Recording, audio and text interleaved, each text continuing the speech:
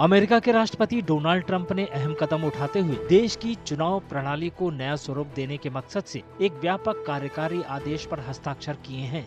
इस कार्यकारी आदेश की एक खास बात संघीय चुनावों में मतदाता पंजीकरण के लिए नागरिकता के प्रमाण की प्रस्तावित अनिवार्य जरूरत है।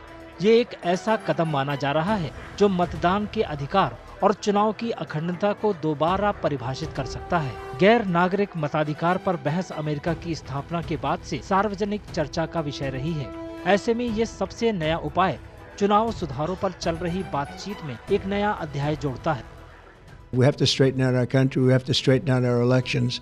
Our elections are very dishonest, very corrupt, and we have to straighten it out. And it's so easy to do it. And we should go to paper ballots. We should go to one-day voting. We should go to voter ID. And just one other thing, proof of a thing called citizenship in the United States. Wouldn't that be nice? कार्यकारी आदेश में डाक से भेजे जाने वाले मतपत्रों के लिए भी सख्त समय सीमा निर्धारित की गई है। इसके मुताबिक उन्हें चुनाव के दिन तक मिल जाना चाहिए। इसमें ये भी अनिवार्य किया गया है कि सभी वोट चुनाव के दिन तक डाले और प्राप्त किए जाने चाहिए। संघीय वित्त पोषण को इस नियम के राज्य अनुपालन से जोड़ा गया है। National conference of state legislature के मुताबिक 18 राज्य और प्योर्तो रिको वर्तमान में चुनाव के दिन के बाद भेजे गए मतपत्र को स्वीकार करते हैं, बशर्ते कि उन्हें आखिरी तारीख पर या उससे पहले भेजा गया हो। Proof of citizenship, voter ID, one-day voting, and paper ballots. You know, paper ballots are very secure. They have watermark paper. It's very intricate stuff. It's very technologically advanced, even though it's paper. And you'd have no trouble. You wouldn't have dishonest elections.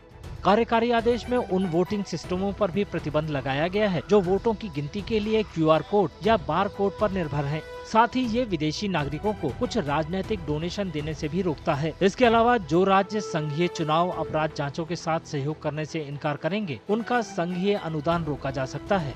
अपने व्यापक उपायों के साथ इस कार्यकारी आदेश में voting की तस्वीर को नया रूप देने की क्षमता है।